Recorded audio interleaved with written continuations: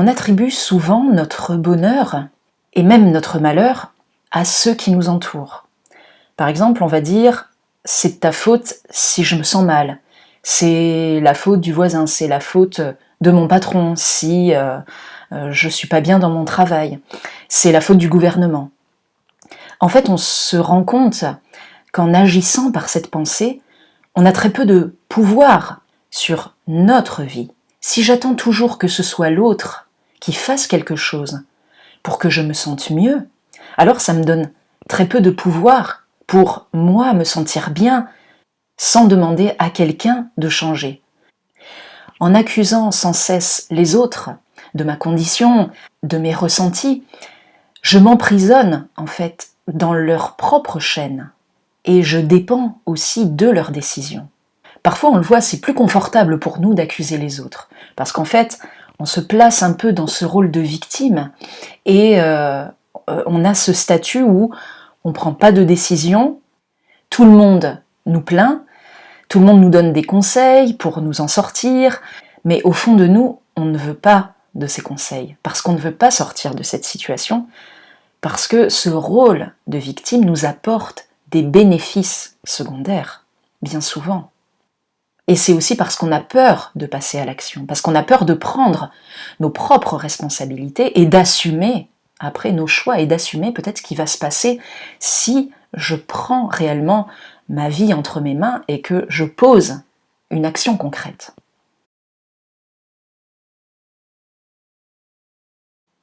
Devenir créateur de sa vie, c'est prendre des risques, c'est oser, c'est se lancer dans l'action, c'est se laisser être. Et dans cet état d'esprit, je ne me mets pas de barrière. Et il y a 1000 possibilités qui peuvent venir à moi. Et reprendre ses responsabilités, ça passe tout d'abord par revenir ici et maintenant. Non pas dans les regrets du passé, ni dans des espoirs futurs, c'est maintenant que je crée ma vie. C'est maintenant que j'ai le pouvoir de faire les choses, d'être qui je suis. Et une des façons de retrouver ma liberté, c'est de ne pas me laisser, par exemple, aller dans le tumulte de la peur, qui est bien souvent véhiculé par les médias, surtout en ce moment. Les médias qui nous annoncent des choses catastrophiques, que ce soit au niveau des virus, des catastrophes naturelles, etc. Le tout n'est pas de les nier, bien sûr, mais de voir aussi que autre chose existe. Il n'y a pas que ça. Et pourtant, on focalise en permanence sur ce qui va mal. Et on oublie que dans l'ensemble, nous allons relativement bien. C'est ça le miracle de la vie. Maître Lin-Chi disait que le miracle, ce n'est pas de marcher sur l'eau, c'est de marcher sur la terre.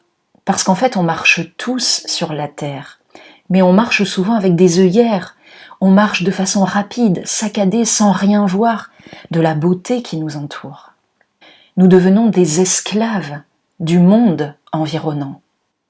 Donc, ralentissons et observons ce qui nous entoure. Et voilà la liberté, voilà le miracle de la vie.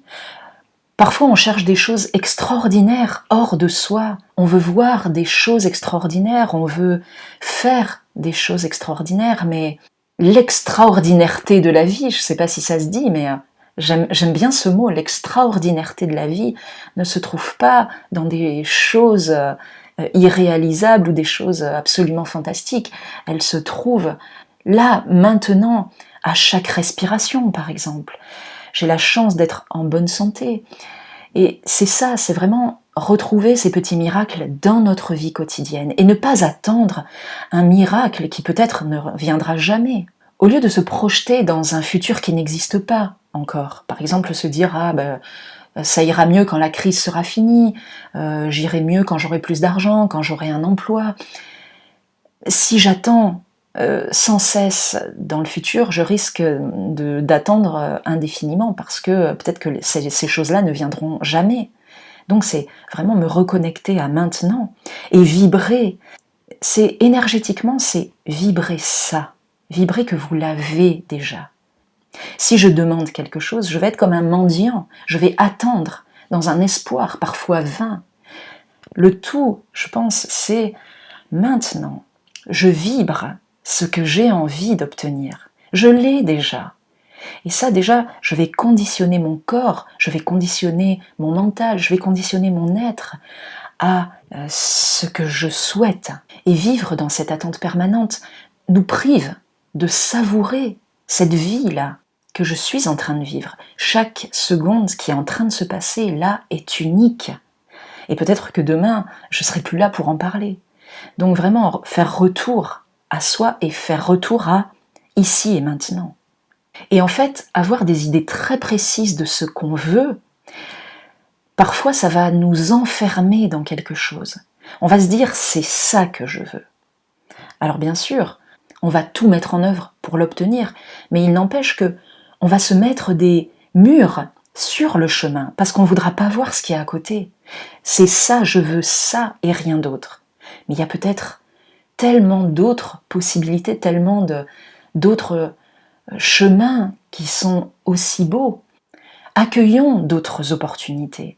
Ne nous enfermons pas dans quelque chose.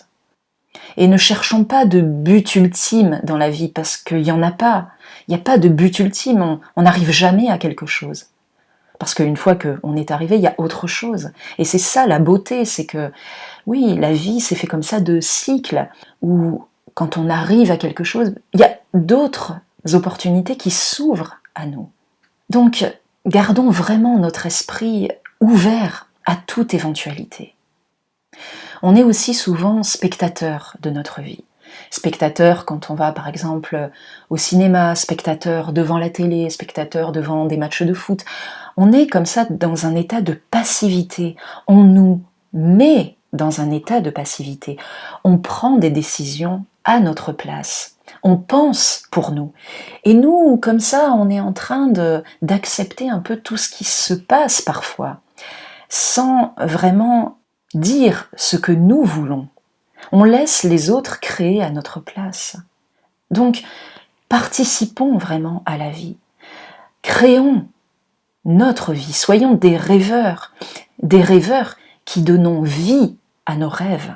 Et ne nous définissons pas, peut-être, par les choses. Nous ne sommes pas que employés de bureau, infirmières, patrons d'une grande entreprise. Non, nous sommes tellement d'autres choses. Et pourtant, nous aimons nous définir par, bien souvent, notre métier, ou alors par notre renommée, ou par notre argent. Mais nous sommes tellement autre chose. Regardez ce que vous êtes, vous, toutes les richesses qu'il y a à l'intérieur de vous. Non, vous n'êtes pas que votre emploi, vous n'êtes pas que père ou mère de famille. Tellement de richesses sont en vous, exploitez-les. C'est ça qui nous permet de créer notre vie. Si je ne me considère que comme une chose, que comme un être, je me cantonne, je me ferme à toutes les autres parties que je suis. C'est comme, moi j'ai envie de peindre ma vie avec toutes les couleurs de l'arc-en-ciel, et même d'autres couleurs même, j'ai envie de les créer. Et non pas créer ma vie juste avec une ou deux couleurs. Et en fait, c'est tous ces petits grains de folie un peu qui nous donnent de grandes joies. Et n'ayons pas peur justement du ridicule. N'ayons pas peur de paraître un petit peu fou. Et c'est pour ça bien souvent que on boit un petit peu trop ou alors qu'on se drogue. Parce qu'on a envie de retrouver cet état où on est nous-mêmes. Parce que dans ce monde-là, dans notre société, on ne peut pas être nous-mêmes pleinement, bien souvent. Parce qu'on se dit, si je montre cette partie de moi, je vais peut-être être considérée comme faible. Si je montre cette autre partie de moi, je rentre pas dans les clous de cette société. Et donc c'est pour ça que quelquefois on boit un petit peu trop, pour se désinhiber, pour retrouver un peu notre âme d'enfance, l'âme en fait qu'on devrait avoir, mais tous les jours. Et c'est nos conditionnements, c'est la peur du jugement des autres qui nous empêche réellement de montrer notre être le plus précieux, de montrer qui nous sommes. Nous sommes uniques. Je suis unique. Toi qui es derrière ton écran, qui me regarde, tu es unique. Et en même temps, on fait partie d'un tout. On est tous interreliés. Et c'est ça, c'est nos richesses individuelles font que ce monde et puisse s'élever au niveau vibratoire. C'est pour ça qu'il est si important de retrouver notre créativité. Et c'est pour ça, l'abus d'alcool, ça pardonne un petit peu tout. Ouais, j'étais un petit peu ivre, donc du coup je suis montée sur la table et puis j'ai chanté à tue-tête et j'ai fait n'importe quoi. Mais c'est ça, c'est que ça c'est notre être véritable, c'est notre âme d'enfant. C'est comme ça qu'on aimerait être désinhibé, ne pas être jugé par les autres. Et on rêve de liberté, mais on est souvent amoureux de nos chaînes. Parce que on ne sait plus vivre par soi-même, en étant soi-même. Si j'étais moi-même, par exemple, dans la rue, voilà, je chanterais peut-être à tue-tête. Il y a des choses que j'oserais faire. Il y a une chanson de Zazie que j'adore qui s'intitule « Si j'étais moi ». Et c'est ça, c'est qu'à un moment, on n'est plus soi. Et on s'empêche de vivre des choses parce qu'on a peur du regard des autres. D'où l'importance, je pense, capitale de faire retour à soi. Et pour faire retour à soi, c'est revenir dans l'ici et maintenant. Et ça peut être, par exemple, par la pleine conscience, c'est-à-dire redonner du sens à mes actes, redonner de la vie à ce que je suis en train de faire là, maintenant, à ce que je suis en train d'être. On passe 95% de notre vie en mode automate, c'est-à-dire je fais des gestes automatiques, je ne sais même plus ce que je fais, je ne sais même plus le comportement que j'ai, je ne me rends même plus compte parce que je n'y réfléchis pas, j'agis comme ça parce que je suis comme ça, point final. Et j'agirai comme ça jusqu'à la fin de mes jours parce que c'est dans mon caractère. Eh bien non, il y a des choses qui sont possibles pour changer, pour évoluer. Et ça demande à se poser et se concentrer sur ce que je fais, sur ce que je suis là maintenant. Et le fait de porter mon attention sur ce que je suis en train de faire, mes pensées qui me rendent un peu confuse, vont disparaître puisque je porte toute mon attention à ce que je suis en train de faire maintenant. Et c'est ça la pleine conscience, c'est cette disponibilité de mon esprit, de mon corps, à être là, présente, et à redonner vie à ce qui me traverse. Si je suis en train de manger, en pleine conscience, c'est regardez votre assiette, regardez les couleurs des aliments, sentez les arômes, les légumes que je suis en train de manger. Oui, ils ont eu besoin de la terre, du soleil, ils ont poussé dans un champ, avec un maraîcher qui s'est occupé des légumes. Tout ça, ça me redonne un peu de la conscience de ce que je suis en train de faire, de ce que je suis en train d'ingérer dans mon corps. Je savoure, je mâche lentement, je savoure les aliments. Ça donne de la beauté à ce que je suis en train de faire. Quand je me promène le long de la plage, puisque j'habite à 500 mètres de la plage, je suis dans cet état où j'aime écouter le bruit des vagues, observer le mouvement de la mer, sentir les embruns parfois, le sel qui picote mes narines. Et je suis pleinement à là, ce que je suis en train d'observer, ce que je suis en train d'absorber. Je me laisse traverser par tout ça. Et là, on le voit, il n'y a plus de place pour des pensées parasites, il n'y a plus de place pour la peur, parce que je me retrouve, moi, entourée de la nature, entourée de l'univers. Je ne fais plus qu'un avec ce qui m'entoure. Et moi, je le vois dans cet état-là, je retrouve de la disponibilité pour créer ma vie. On ne peut pas créer sa vie en étant tout le temps parasité, en ayant un mental sans cesse stressé. Il n'y a pas de place pour la vacuité. Quand on est très stressé, les ondes cérébrales se mettent en mode gamma, c'est-à-dire des ondes très très accélérées. Dans cet état-là, je ne peux pas me poser, je ne peux pas savourer, je ne peux pas créer, parce que je suis tellement perturbée par tout ce qu'il y a dans ma tête. Et c'est pour ça que faire retour à soi, en se posant, en ralentissant, va me permettre de retrouver des ondes cérébrales beaucoup plus lentes, les ondes cérébrales alpha, voire θ. Osho, qui est un maître spirituel indien, disait « Soyez comme un roseau, mais soyez creux à l'intérieur pour vous laisser infuser par la puissance de l'univers. Et à partir de là, quand vous êtes creux comme le roseau, eh bien, vous donnez de la place pour faire émerger la création. Souvent, les gens pensent que justement le vide va attirer le diable, le mal, les pensées négatives. Non, bien au contraire.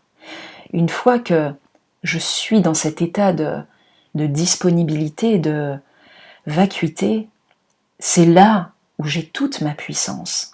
Et dans cet état, je retrouve ma liberté et ma créativité. Je suis disponible au changement. Je peux trouver de nouvelles idées. En faisant ce que j'ai toujours fait, en étant ce que j'ai toujours été, bien forcément, je vais créer quelque chose du passé. Et si mon état passé était mouvementé, était un état stressant, je ne vais faire que reproduire quelque chose de stressant parce que je suis en train d'être comme j'ai toujours été.